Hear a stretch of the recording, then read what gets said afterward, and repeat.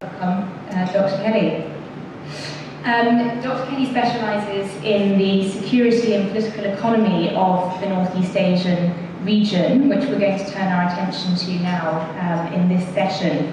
And we're going to be looking particularly at geopolitics of the region and some interesting alliances that have been shifting, some only very recently, both thaws and freezes in relations.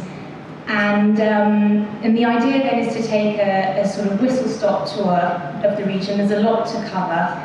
I know that some of you may feel a little bit shortchanged if we don't fully cover some of the themes. So do mull any questions, and there will be, we plan to talk for about 30 minutes and then hopefully about 15 minutes for questions for Dr. Kelly at the end. So the idea is to look at which relations we ought to be celebrating and embracing, and which look rather more dispiriting. And on that note, let's begin with South Korea and Japan. Next year ought to be cause for celebration. It's the 50th anniversary of the two countries' friendship treaty.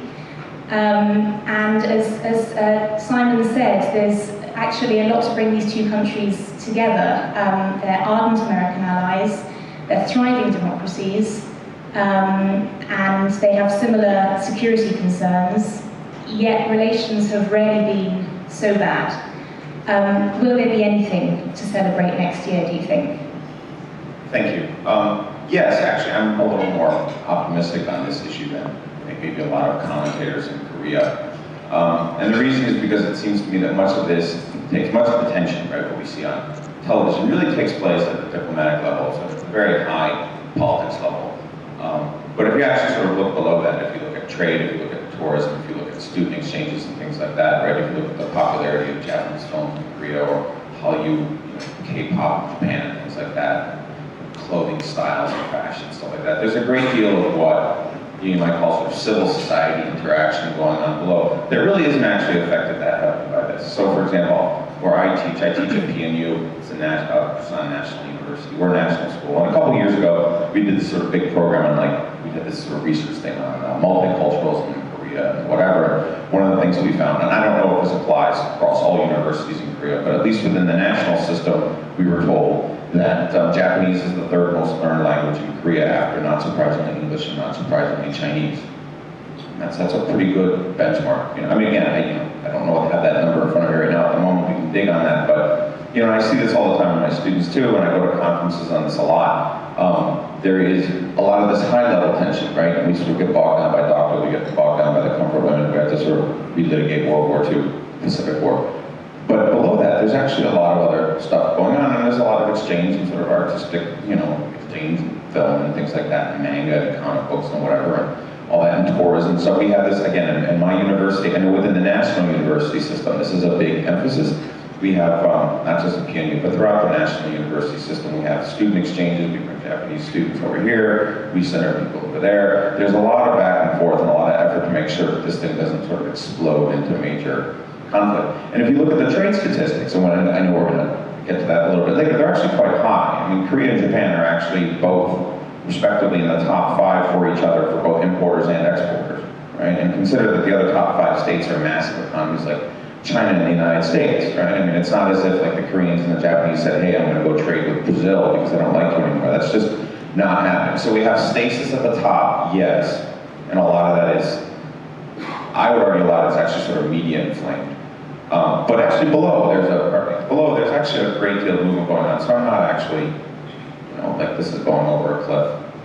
That's interesting, because I think that both countries have hyper-nationalist medias, and that often gets in the way.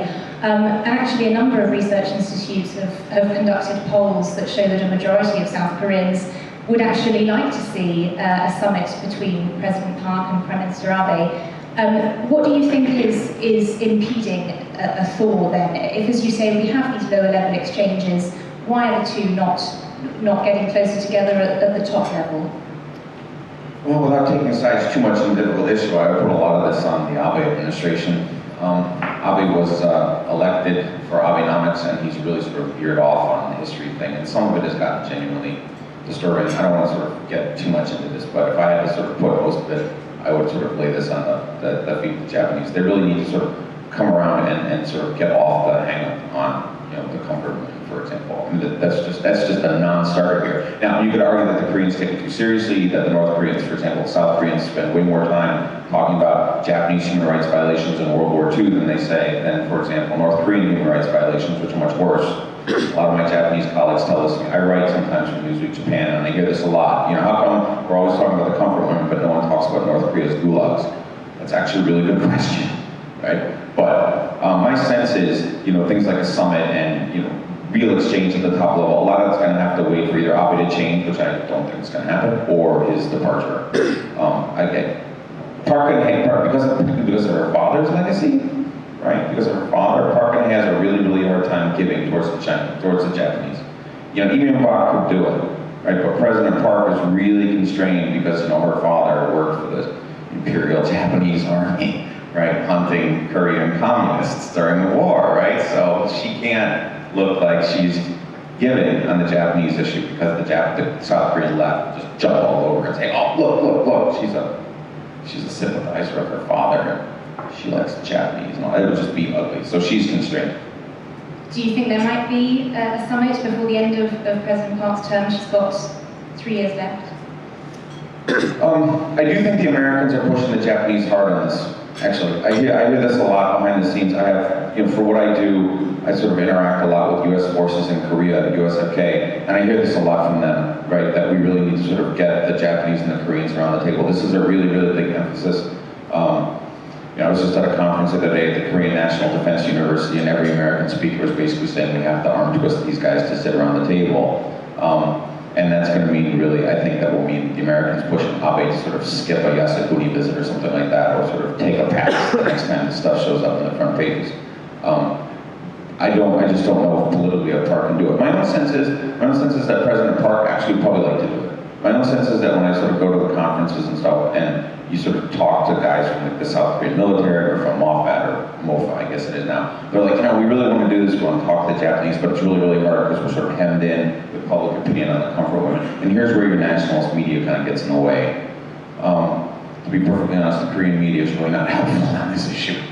It would be nice if the Korean media could sort of back off on this. If you watch, say, Harinan television, for example, right? It's just relentless. It's just like a drumbeat, right? And it makes it really, really hard for the Japanese to back down, because then it's like, hey, look, the Koreans are going to leap all over us. So my sense is that Shinzo Abe is going to have to he's going to have to sort of look the other way on this stuff for maybe like 6 months or a year before President Park gets swallowed. I'm fairly pessimistic on that, but I actually don't think that matters all that much, to be honest. Sort of Asia, it's like if the heads of state are meeting like it's a crisis. I actually don't think that way. We don't have to state-ize this entire conversation and say it's just about diplomats getting together and talking about borders and stuff. We can look at all this other civil society interaction going on and say, hey, there's actually a great deal going on, we're just not seeing it. It's just not making the media. And briefly, just moving on around the region, I did want to ask you about trade, and you mentioned this, and there was a question about it as well, but to dig a little bit deeper, what has the effect of the diplomatic freeze had on trade? Are there particular industries that are suffering? And of course, I think I'd be interested to hear from the audience too, what your experience of this has been as business leaders. Yeah, I'd second that last one, because I know the aggregate numbers. I'd be curious to hear if anybody can sort of verify really deep sort of sectoral issues. Not that nothing really leaps to mind. Again, if you look at the numbers, the aggregate numbers are actually really positive. They're actually much higher than I think a lot of people recognize. There is of course the counterfactual that runs, well, if the Koreans and the Japanese got along better, things could be so much better. And the obvious, I think, example here is the possibility of an FTA. Right? This has been kicked around for a while. Korea and Japan actually have a great deal of complementarities, and FTA would actually really make sense. In fact, Korea and Japan, I would argue, I've actually written this up in detail. If anyone's curious, send me an email. But Korea and Japan, I actually think, fit an optimal currency area too. Not that could politically ever happen, but I would argue that Korea and Japan could actually form a currency zone. The complementarities here, I think, are actually quite high. So, for example, think about like if you had like an FTA here and you unleashed Samsung and Sony to fight it out. I mean, think about like the consumer benefit you would get from these two titans going head to head, right? Or Kia and Honda, right? Or Panasonic and LG. I mean, there are big, big consumer benefits and sort of creativity benefits to be captured from putting the big firms in these two countries head to head. It would be fantastic, not for me, for the firms, but for us as consumers, right? So I'm positive the issue is again, the counterfactual would get some kind of explosion if there's the FTA. And here's where the symmetry freeze really matters, because the FTA will inevitably get chain ganged into the discussion on Dockville and comfort women and everything else, right? Every time this stuff comes up, it freezes the economic conversation, right? You know, we talk about compartmentalizing these all the time. I write for the Economist Intelligence Unit too, and they talk about this all the time. We sort of compartmentalize the economic issue and the political issue in Asia, and you know, I think there's a bureaucratic desire to do that, but once it breaks out into the media, everything just freezes. You know, if you guys remember the intelligence sharing blow up a couple years ago, G-Somnia, remember that, right? And that was the same thing. There was a lot of sort of ground up sort of bureaucratic interest in that, and then it fell apart when the diplomatic row exploded. That's very interesting. And I mean, somewhere where trade is booming, as we saw from Simon's slides, is let's turn now to look at China and South Korea. Here, I mean, the summit this summer between President Xi and President Park Geun-hye, all very convivial. In fact, relations have been better in recent months than they have in years. What do you think has turned things around? What's changed in the relationship? Sure. Well, again, to come back to Japanese, Shinzo Abe has done a lot. Although I do think that the Koreans are not totally taking the bait on this, right? I mean, Xi has been doing a good job of saying, you know, you should come with us so we can lean on the Japanese, right? We can do this together. And part of that is a Chinese effort to pull the South Koreans away from the United States. And I think the South Koreans are wise to that. I don't actually see a lot of sympathy, again, sort of on a conference circuit for what I do, mostly security. I don't actually see a lot of sympathy in the South Korean defense and foreign policy bureaucracies for lining up with China to gang up on Japan. Right? I think there's a kind of media temptation, there's a kind of Korean schadenfreude at watching Japan struggle in the last 25 years. I think that's obvious. I see that in class every day, but I don't think that means any kind of like major strategic realignment. If Xi really thinks that's coming, then he's drinking his own Kool-Aid. I don't buy that. The other big issue on the Korean side is North Korea. I think there's a growing consensus, certainly in the West, and I think increasingly in Japan and Korea, South Korea, that the route to Pyongyang goes to Beijing, right? That engaging in Pyongyang just doesn't really take us very far, and that we really need to do is get the Chinese to come around on this. You know, there's a lot of criticism that Park Geun-hye is a Sinophile. You know, she's sort of walking away from the American alliance and things like that. And I always defend President Park because she kind of needs to be a Sinophile. She really kind of needs to get China to come around and twist some arms in North Korea because we can't do it, right? We can keep sanctioning them, but that didn't stop them from getting nuclear weapons, right? I mean, it's not going to work without China, so she's got to go and sort of bow and scrape a little bit before the Chinese and sort of tell Xi he's wonderful and they're great, right? The Korean media is like, oh, she's got a crush on him. Okay, fine, right? If that's what we need to do in order to get movement on North Korea, so much the better, because the Americans aren't going to get anything out of North Korea. I mean, that's just a false hope, I think. I mean, there's nothing, and you mentioned it, there's nothing that quite brings South Korea and China together like a shared grievance of Japanese colonialism and the history around that. And next year there is another anniversary, which is 70 years since the end of Japanese colonialism. I wondered if you think South Korea and China could use that as an opportunity to gang up on Japan, or do you think that's unlikely? I think the Chinese would like that very much. I don't think the South Koreans would take the bait. Again, I just don't see that. Again, the media might, right? But I just don't see that level of irresponsibility in the Korean bureaucracy, particularly among the defense bureaucracy. That's what I really know. And they're not going to do that. Because they know, they may not care so much what the Japanese think, but they know that the Americans are going to be like, whoa, what are you doing? You just can't go down this route, right? I mean, for as much as the Koreans and the Japanese sort of don't like to admit it, they're kind of like virtually aligned through the United States with one another, right? I mean, both the Koreans and the Japanese talk about the American alliance as if it's siloed, and that's what they really want. They just want this one-to-one bilateral relationship. But that's just not true. I mean, if you actually know anything about how the Americans plan to defend Korea, for example, it requires Japan. I mean, it requires it, right? You know, and it's just, I wish that, again, I wish this was more in the media, because people need to see this, that the lineaments of the relationship the United States has with the two are actually very deep and require the other.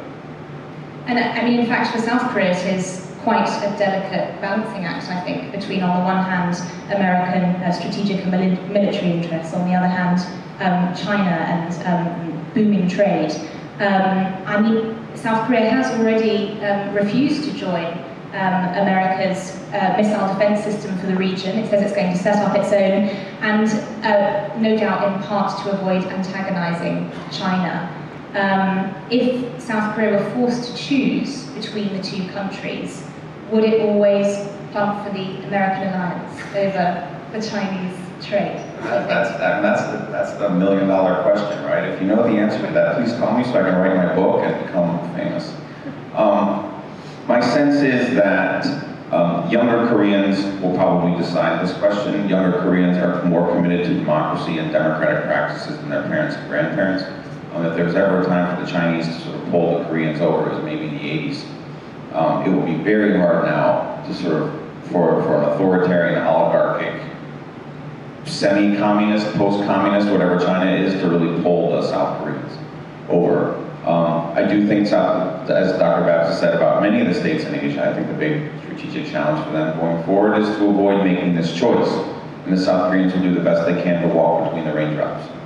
That's why, again, I don't object to President Park being a Sinophile. She needs to get good behavior out of the Chinese, and she needs to get their help with North Korea. She should be talking to them, right? I mean, China's 100 miles away, right? I mean, sort of like, you know, Americans come to these conferences, you know, from the American think tanks in Washington, and they're like, whoa, the Koreans are Finlandizing. And I'm like, hey, wait a minute, the Koreans are living right next door to China, right? I mean, what do you want them to do, right? I mean, they gotta find a way to live here, right? We can't just sort of turn them all into neocons or something like that, right? So I don't actually think this means like some big breaches in the works.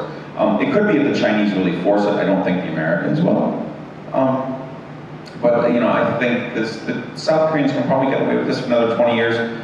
If China's relative ascent continues as it is now, you know, if we're talking 7% growth for like another 20 years, right? And American relative decline, if America's growing at like 2% a year for the next 20 years, then it will become much, much harder. Right? But I mean, these are big ifs, right? If you talk to the China guys, they're all like, you know, China's on the verge of like an environmental catastrophe, and like, you know, democratization could be around the corner because the party is so illegitimate. You know, the Wall Street Journal China, their blog line had a thing the other day, maybe you guys saw this, 50% of China's wealthy want to move out of China. Right? I mean, the Chinese elite don't even believe in their own system. It's like a robber baron, rent-seeking, right? I mean, it's like the fall of the Roman Empire, right? You know, where's my golden parachute? Right, so I'm not exactly convinced that China is going to just, you know, these sort of like linear projections, you know, when China rules the world, right? Did anybody read that book? Right, just assumes that China's going to grow at 8% in the next 40 years. It's a big assumption. So I think the South Koreans still have a little more space maybe than we're saying.